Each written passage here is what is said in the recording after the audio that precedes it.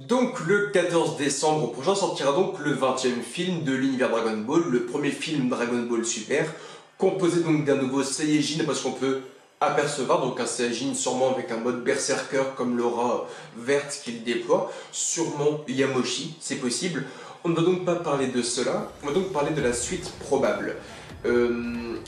La fin de Dragon Ball Super n'est pas une fin qui nous dit c'est la fin des aventures de Son Goku, puisque même les Zenho, lorsqu'ils checkent Goku, ils disent, comme nous, un public, est-ce que l'on va se revoir Son Goku? Et Goku check en disant oui bien sûr, on va se revoir. Donc ce n'est pas une fin comme Dragon Ball Z ou encore comme Dragon Ball GT où on est un peu une sorte de peine parce qu'on sait qu'on va revoir Goku pour un film en 2018 ou encore pour une suite de série Dragon Ball Super. Et pour l'instant, que ce soit des journalistes, des seiyuu, des réalisateurs ou encore des scénaristes, on n'a jamais dit que Dragon Ball Super à l'anime était fini. Et Toyotaro a même déclaré qu'après le tournoi du pouvoir, il allait continuer le manga papier Dragon Ball Super. Donc on ne sait même pas si Toyotaro va poursuivre par exemple son manga papier avec le film, donc 20 avec le Saiyajin et donc Goku versus Yamoshi pour fâcher un peu les plus grands d'entre vous. Mais donc on va parler aujourd'hui, comme tu l'as vu dans le titre, donc des suites probables, des prochains arcs probables pour la suite donc, de Dragon Ball Super.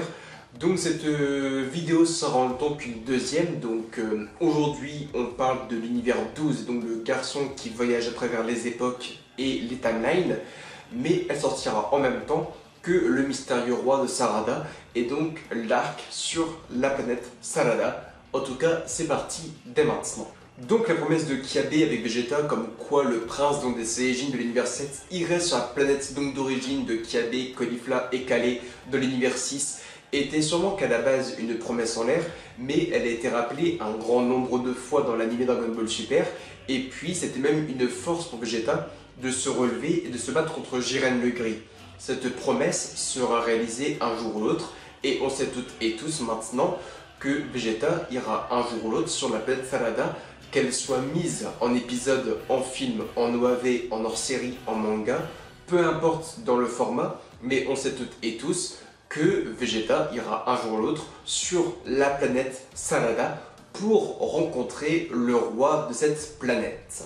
Même si à la base les Saiyajin de l'univers 6 étaient détestés par la plus grande majorité, j'entends par là que les personnes n'aimaient pas leur character design, donc des personnes très fins, très fragiles physiquement, et puis le fait qu'ils concentrent rapidement l'énergie dans le dos et qu'ils passent en Super Saiyajin 2 ou qu'ils visent maintenant le Super Saiyajin 3, qu'ils rivalisent avec un Goku God en fusionnant, encore que Kiabe montre un peu trop, on va dire, d'amour envers Vegeta, mais dans le fond, avec la fin du tournoi du pouvoir, que ce soit Kiabe, Caulifla Kale ou même maintenant Caulifla, les 4 Saiyajin ont trouvé leur public et les gens aiment ces Saiyajin.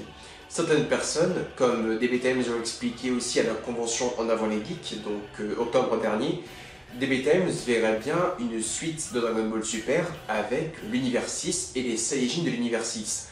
Là où Vegeta et Goku ont atteint un niveau de psychopathe avec le Super Saiyajin Blue Full Power, le Blue Evolution ou encore le Blue Kaioken, ou maintenant le Mikate no Gokui, le côté des Saiyans de l'univers 6 ont encore un grand power-up à avoir. C'est que la plus grande force qu'ils ont maintenant, c'est le côté Berserker pour Kale, mais surtout le Super Saiyajin 2 pour Kiabe et Caulifla. Et ils savent très bien qu'ils pourraient surpasser et dépasser un jour le stade de Super Saiyajin 3, comme l'a dit Goku. Vegeta, lui, en tant que personnage, est donc vraiment infecté par cette chose, puisque Vegeta est le prince des Saiyajin de l'univers 7, mais qu'en tant que Saiyan, en tant que royauté de ce peuple, Vegeta n'a plus personne à qui parler au point de vue de sa race et de sa nationalité. J'entends par là que Goku est le seul Saiyajin pur sang qui est avec lui, mais les autres sont des Saiyajin qui viennent d'une descendance terrienne. C'est que Trunks, Goten, Gohan, Bra ou Pan sont toujours une descendance terrienne, mais aussi Saiyajin, ce sont des enfants métissés. Les pures races, si on peut dire, du peuple Saiyan de l'univers 7 sont Vegeta et Goku. Ce sont les seuls survivants puisque Raditz et Nappa sont maintenant morts. Alors lorsque Vegeta apprend que sa race existe aussi dans un autre univers qui est le 6 et que là ce sont des milliards de Saiyans qui existent encore en nombre sur la planète d'origine de la planète Sarada, effectivement, Vegeta va vouloir y aller, surtout qu'il sait maintenant que le roi de la planète Sarada est quelqu'un d'aussi fier et féroce que lui. Alors oui, Vegeta est vraiment intéressé par tout cela. Donc on doit encore voir Kiabe, Caulifla ou Kali s'améliorer et devenir plus puissant, devenir plus mature, mais surtout le roi de Sarada à découvrir. Puisque, je le répète encore une fois car c'est l'élément clé de tout ça, c'est une personne aussi fière, courageuse et puissante que Vegeta. Donc on se demande aussi pourquoi le roi de Sarada n'est pas au final venu au tournoi du pouvoir à la place de Kiabe par exemple, puisque Kiabe n'a pas fait une grande prestation au tournoi du pouvoir. C'est une personne qui a montré un peu sur Super Saiyan 2, qui s'est montré un peu, on va dire, protecteur vers Caulifla et Kale. Il a eu un peu les espoirs de hits qui ont été placés en lui, mais Kiabe n'a pas fait une grande démonstration au tournoi du pouvoir, alors que voilà, c'est quand même l'élève de Vegeta. Alors je me dis, si le roi de Sarada était une personne aussi puissante et fière que Vegeta, pourquoi il n'est pas venu lui-même au tournoi du pouvoir? Je pense également que cet arc, s'il venait à venir, aura également une grande importance. C'est-à-dire que si c'est pour que Vegeta vienne sur la planète Sarada, qu'il voit Kale, Caulifla, Kiabe, qu'il parle rapidement à ce roi et qu'il n'y ait rien de plus, je pense que c'est un arc qui serait un arc filler. J'entends par là que ce n'est pas un arc scénaristiquement parlant qui aurait une grande importance si c'est juste Vegeta qui vient, qui parle avec d'autres scènes et qui se rebarre. Je me pose beaucoup de questions sur Vegeta aussi, même si c'est un homme qui a beaucoup changé, qui est fier de sa famille, qui est un peu maintenant quelqu'un qui aimerait défendre la Terre et qui est reconnu comme étant maintenant un terrien, je me dis comment réagirait Vegeta s'il vivrait quelques jours, quelques semaines avec ceux avec qui il avait grandi aussi, le peuple Saiyajin. Est-ce que Vegeta n'aimerait pas que Trunks et Bulma viennent avec lui sur Sarada pour y vivre? Est-ce que Vegeta ne voudrait pas rester avec les siens? Et tu vois, Vegeta est quand même le prince Saiyan. Et au fond de lui, est-ce qu'il n'aurait pas cette chose qui résonnerait en lui en disant « mais c'est chez moi, je suis chez moi ». Est-ce qu'il n'aurait juste pas envie de rester avec eux et de vivre avec eux? En se disant « mais après tout, je suis venu sur Terre, ok, pas de souci. Mais vivre sur la planète Sarada avec des Saiyajin, c'est moi, je me reconnais et c'est quelque chose qui me manque. Et peut-être que Vegeta voudra y rester. Et peut-être que Vegeta voudra, peut-être aller partons loin, peut-être qu'il voudra prendre le pouvoir parce que c'est le prince Saiyajin. Et qu'au-dessus de lui, il aura un roi. Et Vegeta, au point de vue hiérarchie, il n'a jamais vraiment aimé avoir quelqu'un au-dessus de lui hiérarchiquement.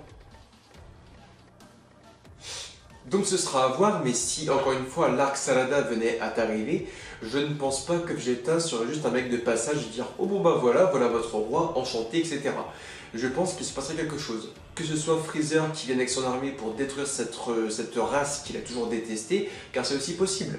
Peut-être que notre petit Freezer à la fin de l'épisode donc 131, lorsqu'il est au-dessus d'une planète, peut-être que c'est la planète Sarada. C'est également possible. Lui qui a une rancœur contre les Saiyajin, peut-être qu'il veut juste détruire maintenant la planète de l'univers 6 et c'est largement possible.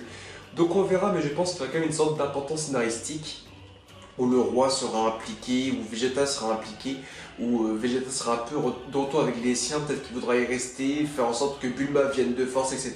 Qu'il aura un peu cette rancœur qui reviendra, cet amour, cette féroce Saiyan qui reviendra un peu à lui. Comment réagira Vegeta aussi?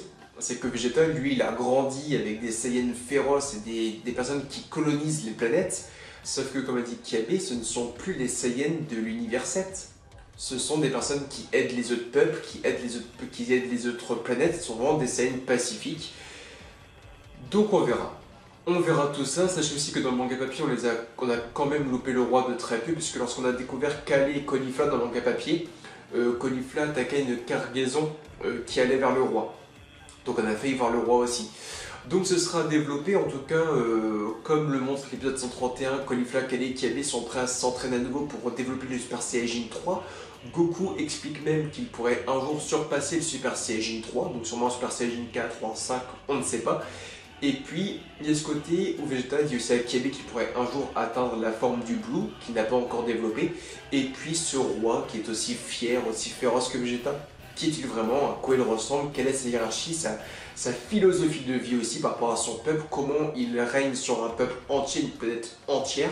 Donc j'ai hâte de voir tout ça. En tout cas, like, commente, abonne-toi Facebook, Twitter, Instagram et Snapchat. Ton avis en commentaire. A très bientôt et Jana.